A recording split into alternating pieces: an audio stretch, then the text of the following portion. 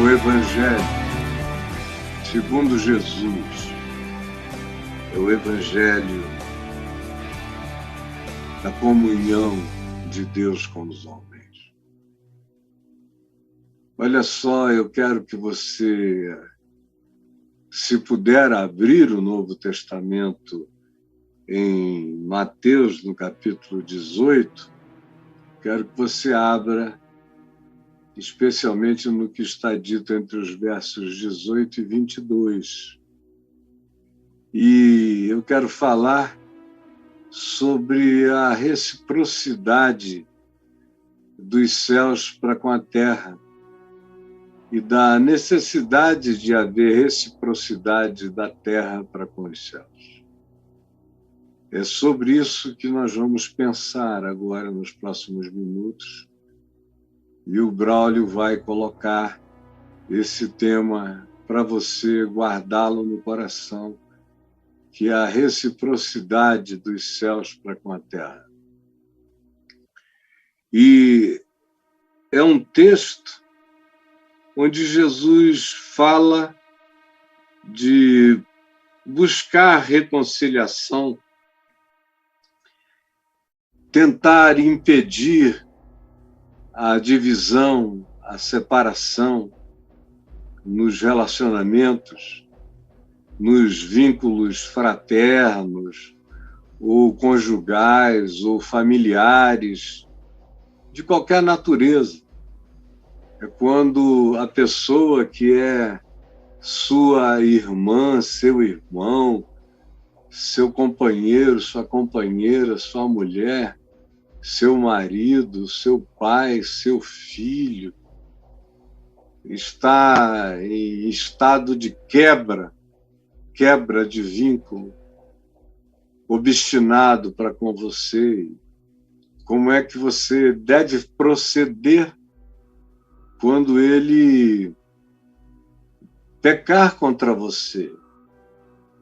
E quando ele fizer isso e você sentir o impacto e desejar tratar do assunto, então ele diz como é que se deve proceder.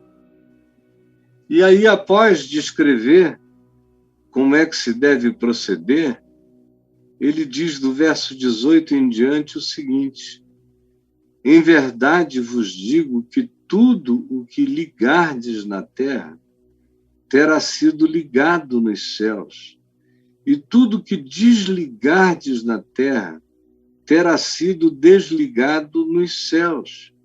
Em verdade também vos digo que se dois dentre vós sobre a terra concordarem a respeito de qualquer coisa que porventura pedirem, ser-lhes-á concedida por meu Pai que está nos céus. Por quê? Porque onde estiverem 2 ou 3 reunidos em meu nome, ali estou no meio deles. Então Pedro, entendendo as implicações do que Jesus tinha acabado de propor, tanto em relação a buscar reconciliação contra aqueles que nos ofendem, como em relação a mantermos nossa conexão ininterrupta entre os céus e a terra, o que depende de como a gente trata o nosso próximo. Se a gente busca conexão com o nosso próximo, toda vez que a gente busca conexão com o próximo, a gente busca conexão com os céus. Todas as vezes que a gente busca harmonia, a gente conta com a reciprocidade dos céus para com a terra, para com a gente. Buscou, esse é o seu interesse, essa é a sua atitude, você de cara já sai contando com a reciprocidade das camadas e camadas celestiais e a reciprocidade do reino dos céus e a reciprocidade do amor de Deus para com você, que é recíproco para com o seu próximo e que busca fazer a ele aquilo que você gostaria que ele fizesse a você e que se dispõe a tratá-lo com amor, verdade, misericórdia, mesmo quando ele se faz seu inimigo.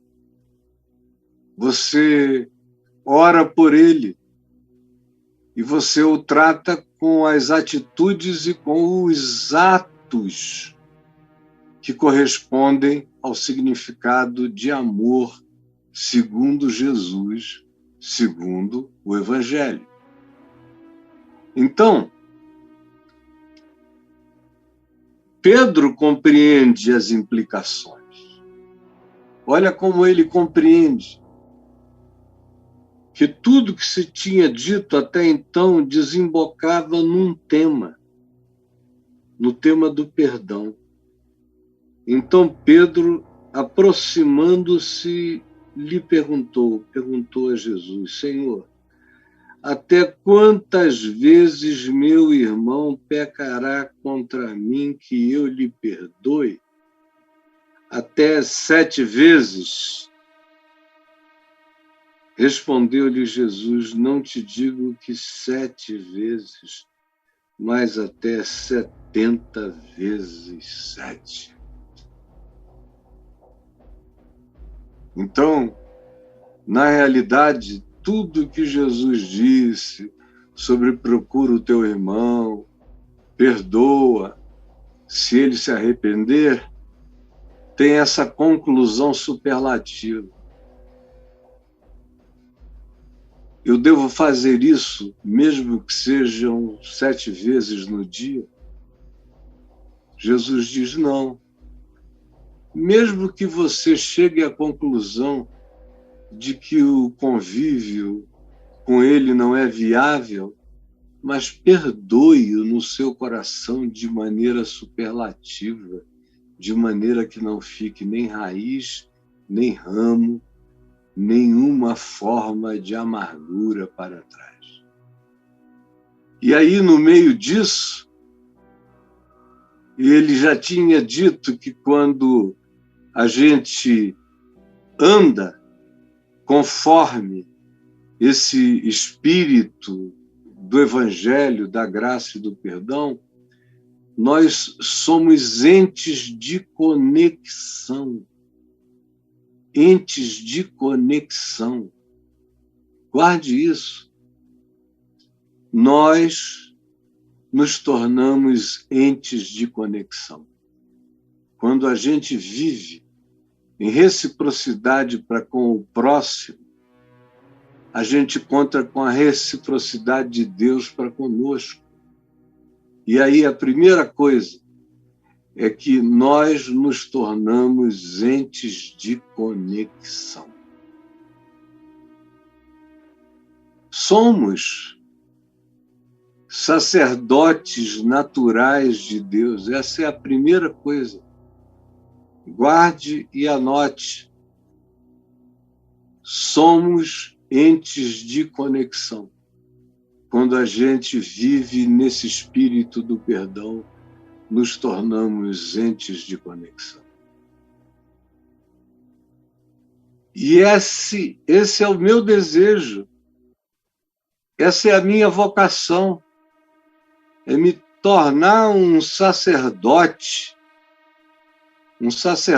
do amor de Deus, construindo pontes de conexão na direção do próximo. E se ele não quiser nada, absolutamente nada comigo, ou até me perseguir, ainda assim, eu não me deixarei agendar pelos ódios, nem pelos caprichos da perversidade dele.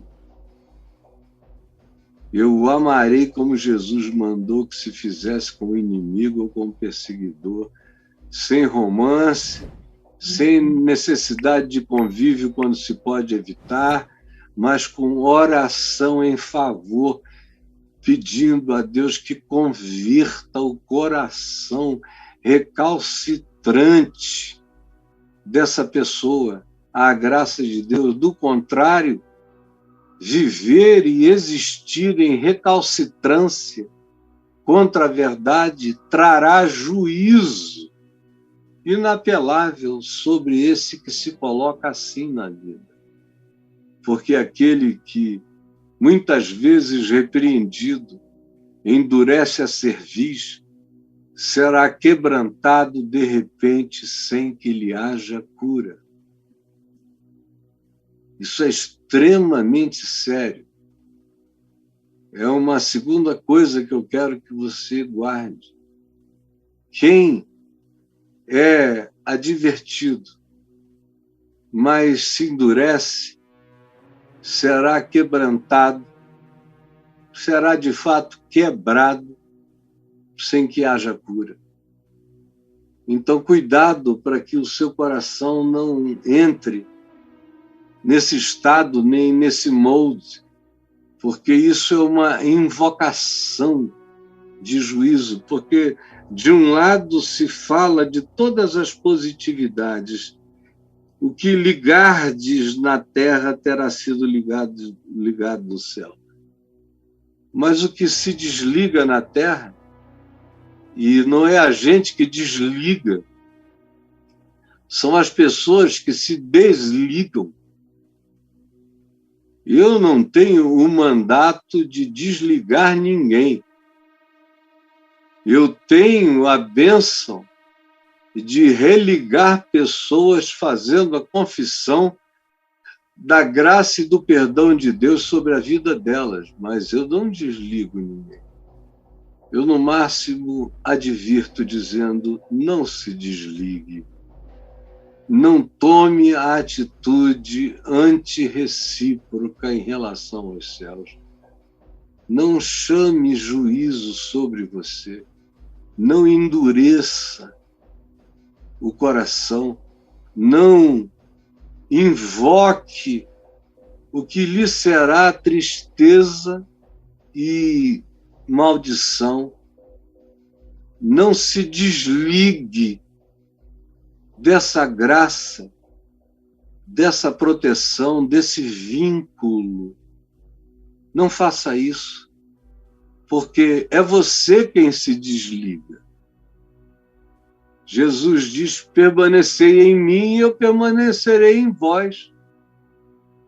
Agora, se você não permanece nele, você se desliga dele, é você. Ninguém que não se desliga é desligado. Só é desligado aquele que decidiu se desligar. E a gente se desliga de Deus se desligando do próximo. Tudo que tem a ver com Deus viaja por dentro do meu próximo, para o meu bem e para o meu mal. Ligardes, desligardes, aí as reciprocidades vão adiante e dizem também, eu vos digo que se dois dentre vós sobre a terra entrarem em sinfonia, entrarem em harmonia, e a expressão denota uma orquestra sinfônica, tocando aparelhos em harmonia, instrumentos em afinação, a respeito de qualquer coisa que porventura pedirem, se vocês conseguirem orar na convergência de todas as coisas para a sinfonia de Deus, para a sinfonia do mandamento de Deus, porque se pedirmos qualquer coisa segundo a sua vontade, ele nos ouve.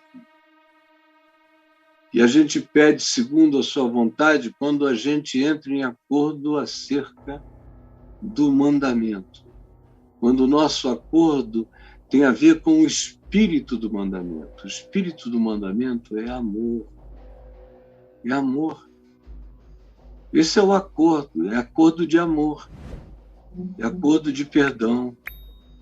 E não é só os 2 ou 3 entre si, é acordo de perdoar ao mundo, perdoar o mundo inteiro. Eu não serei ouvido se no meu coração eu nutrir ódios. Não importa que eu celebre o meu carinho pelo mundo inteiro de amigos que eu tenha, se eu odiar alguém, basta eu odiar um, eu me torno réu de todos os homicídios. Porque para Jesus, para o Evangelho, para o reino de Deus, homicídio não é só pegar um instrumento de morte e com ele atingir alguém. No Evangelho, palavras matam.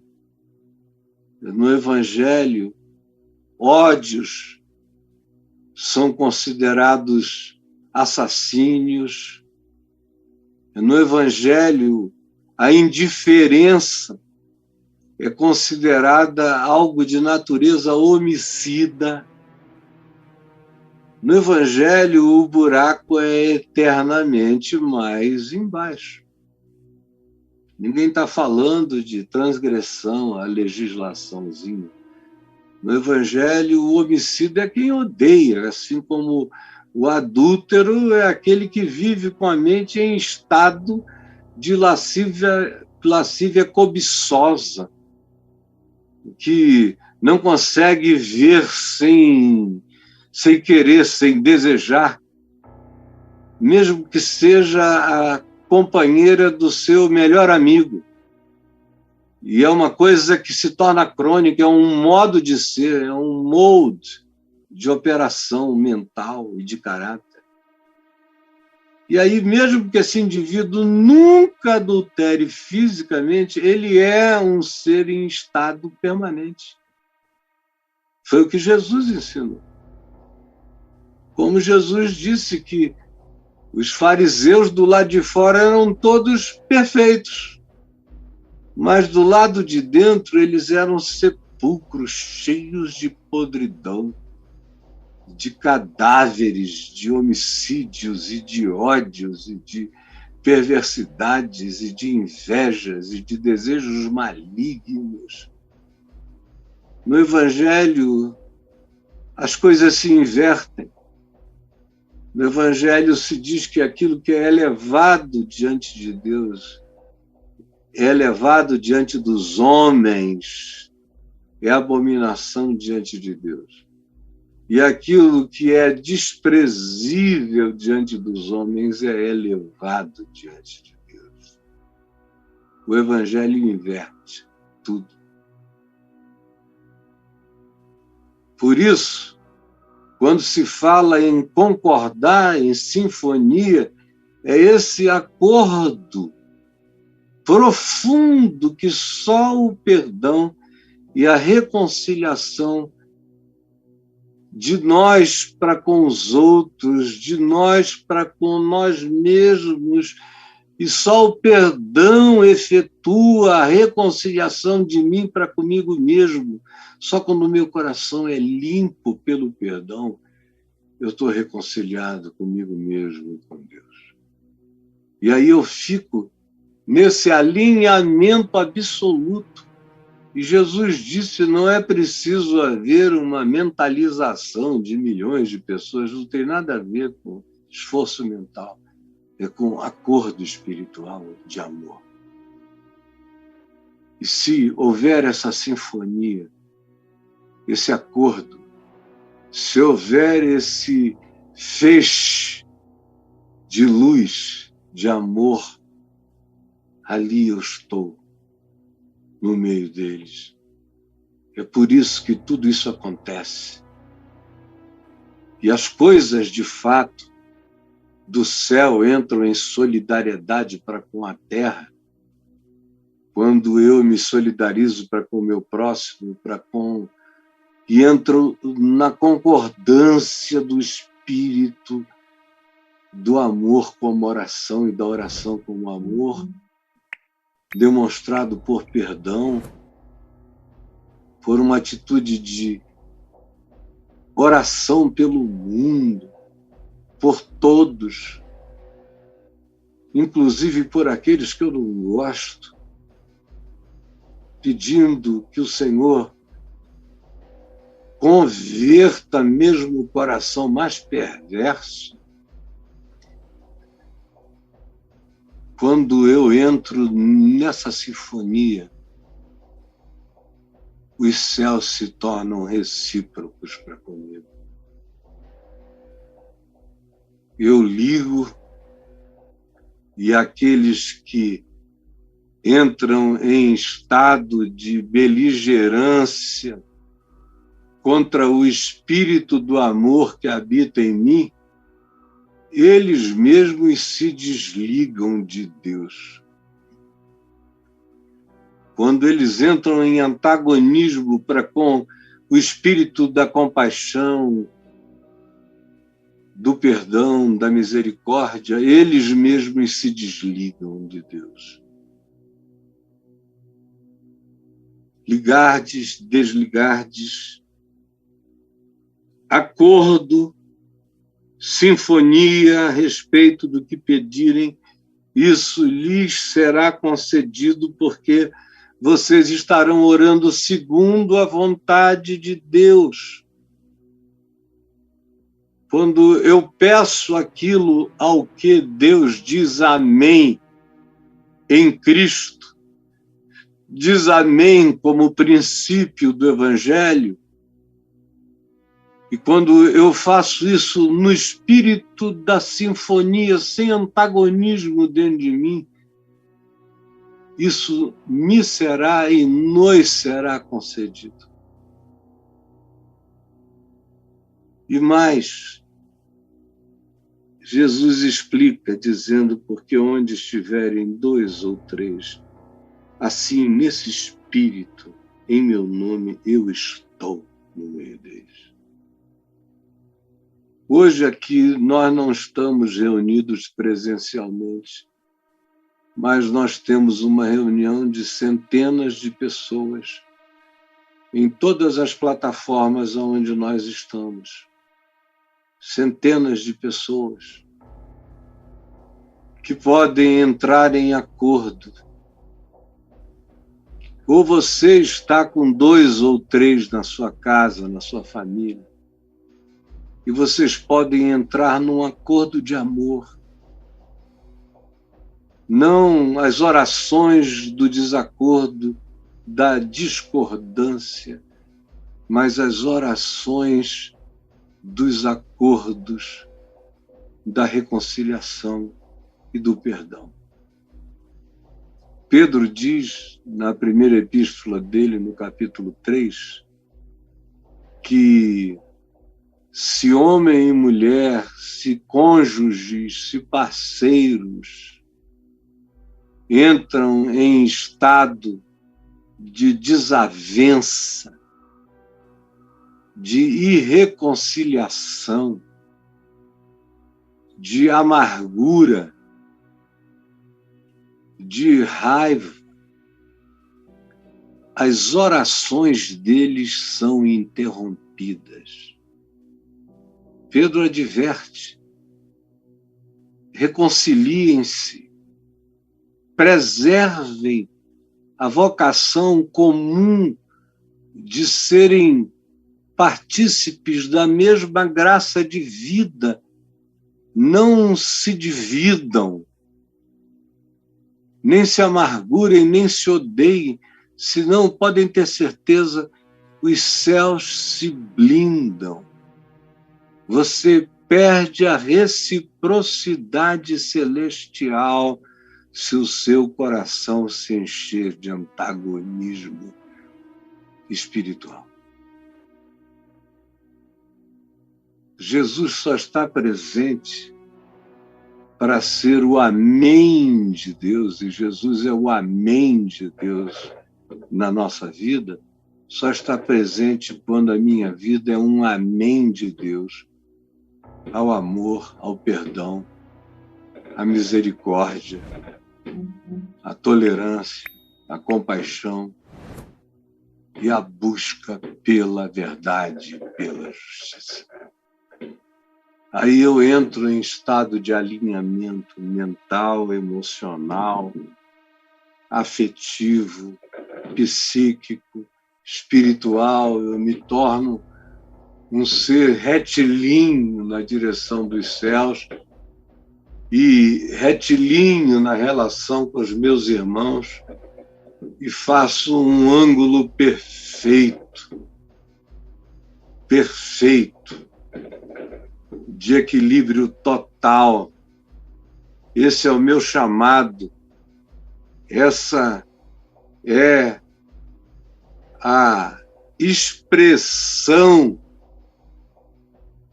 da definição do que deve ser a marca do meu ser, retilinhamente para com Deus e na direção do meu próximo, porque uma coisa não se separa da outra, não existe sem a outra. E nada disso é possível sem que eu me disponha a viver em estado contínuo de perdão. Eu tenho que me dispor a viver em estado contínuo de perdão. Aí vocês dizem que isso é impossível. Ah, desculpa, gente, mas não é não. Mas não é mesmo. A gente pode viver sem nada que não seja coberto por perdão na gente. A gente pode. A gente pode. Eu sei, a partir do meu próprio coração, que a gente pode viver em estado diário de renovação do ser, no oxigênio do perdão. Não entubados pela obrigação de perdoar, não. Sem intubação. O perdão pode passar a ser uma coisa natural. Você se torna alguém com sangue de barata? Não. Você se entristece muitas vezes. Você lamenta. Você, às vezes, é levado ao choro da tristeza. Você pode carregar alguns dias aquela frustração de ter esperado algo melhor daquela relação, daquele vínculo. Tudo isso pode acontecer e pode acontecer sem que você durma nenhum dia sobre a ira, sem que você durma nenhum dia com o coração sem perdão. Eu sei que Jesus não nos dá mandamentos que sejam penosos. É o que diz o apóstolo João no capítulo 5 da primeira epístola dele. Os seus mandamentos não são penosos. E aqui no prosseguimento desse texto, de Mateus 18, Jesus conta para ilustrar o que Pedro tinha perguntado. Pedro tinha perguntado, escuta, e quantas vezes eu devo perdoar o cara que me ofendeu, que pecou contra mim? Quantas vezes? 7 vezes? Um número cabalístico, tá bom? Mas Jesus disse, não vos digo 7, mas até 70 vezes 7. 70 vezes 7. Ou seja, nem o dia inteiro cabe. Não cabe. O dia não tem tantas horas, nem tanta chance de pecaminosidade do meu próximo em relação a mim. Não, o que Jesus está dizendo é: ocupem o tempo todo com o espaço e a graça do perdão. O tempo todo. E vocês não vão dar lugar ao diabo, nem a nenhuma entrada de sentimento diabólico, de divisão do diabolos, nenhuma fresta, nada. Se vocês não derem lugar nem à ira, não dormirem nenhuma noite com raiva, se vocês largarem isso antes, e você diz, mas como é possível? É uma decisão, é uma escolha, a gente escolhe. E isso vai virando, deixa eu te dizer, vai virando sinapse neural também. E se transforma em sinapse espiritual, pela obediência, se transforma em sinapse psicológica, pelo desenvolvimento do software emocional da atitude de perdão. Isso se transforma em dimensão neural, isso vira sinapse. Quanto mais a gente exercita a mansidão, o perdão, a misericórdia, a tolerância, a paciência, a oração, mais a gente faz sinapse da paz em nós. Paz em todas as camadas dimensionais, até mesmo a paz que o nosso corpo vai experimentar, porque a liberação das químicas da raiva são contidas já na instância superior do ser. Tudo isso é possível.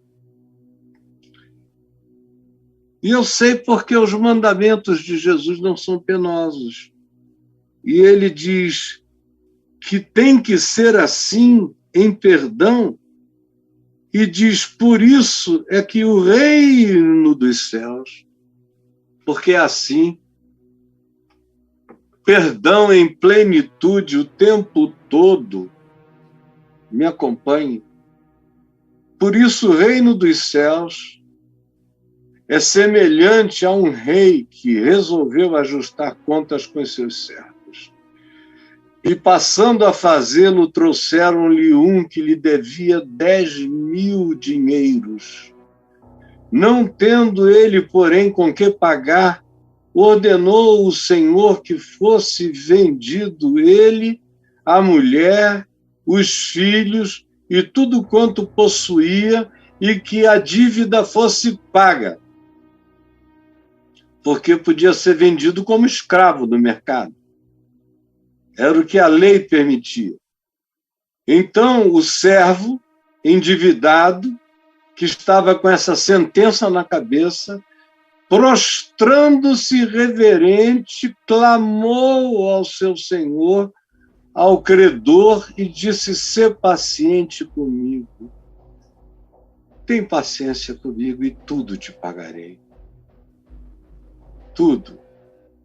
Então, o senhor, o credor daquele servo, compadecendo-se dele, do clamor dele, mandou-o embora e perdoou-lhe a dívida toda.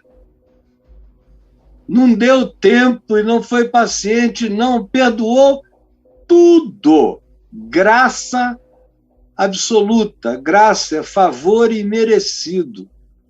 Se quebrantou, pediu perdão, foi perdoado de tudo pelo Pai Celeste, pelo Senhor dos meus créditos, ou melhor, das minhas dívidas, dos meus débitos.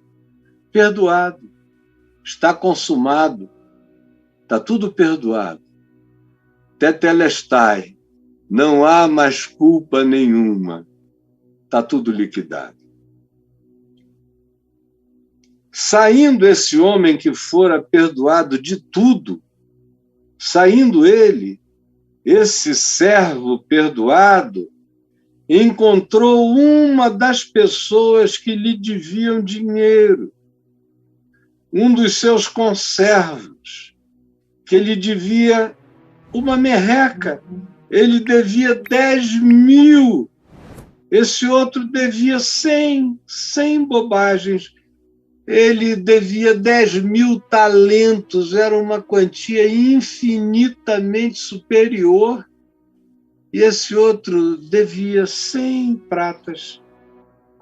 E, agarrando-o, ele o sufocava, mata-leão nele, estrangulamento,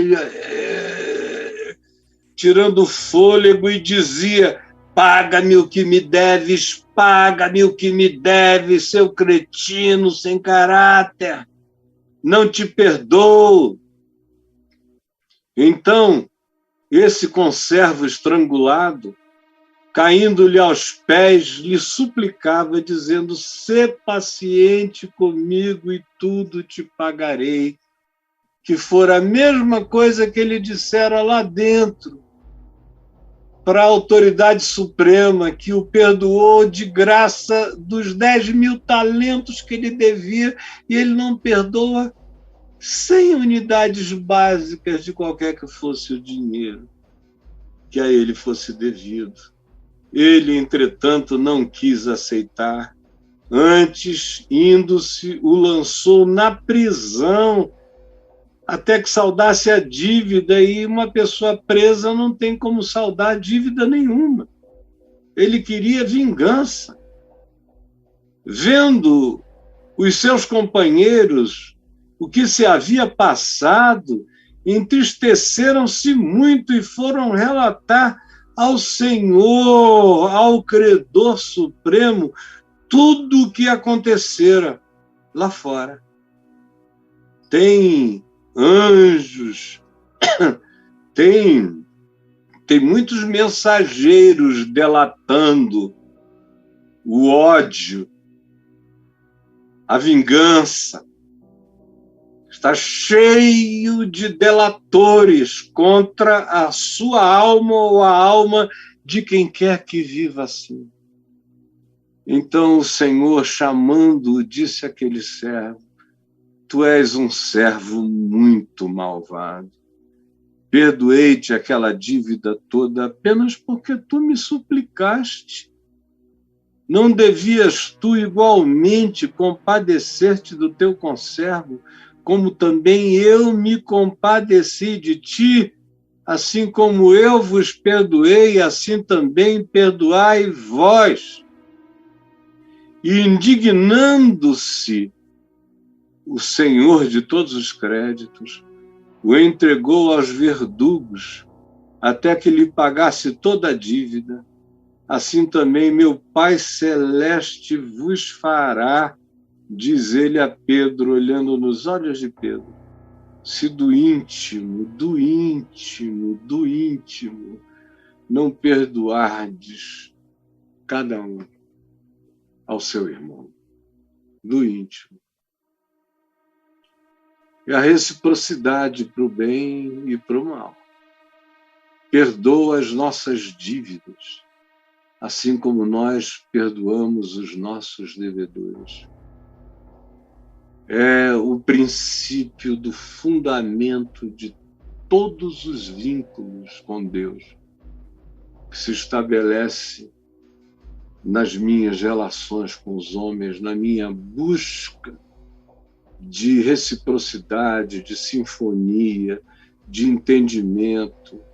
E mesmo quando não exista isso, cobrindo o desentendimento com perdão, mesmo que seja para partir, mesmo que seja para sair, mesmo que seja para ir embora, você tem que deixar tudo limpo, tudo perdoado. Não pode carregar nenhuma amargura, mesmo quando é para ir embora.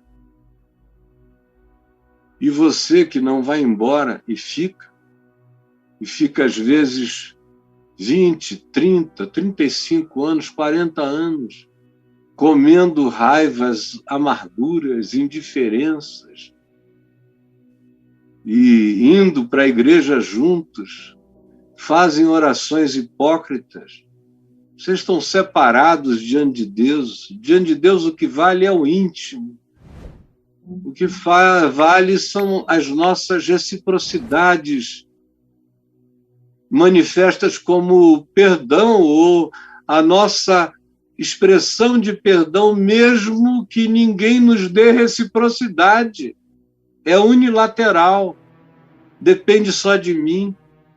E quando eu sou assim, e é possível ser assim, porque Jesus disse que se não for assim, não será, não haverá nada. Portanto, ele não estava nos dando um princípio e não obedecível.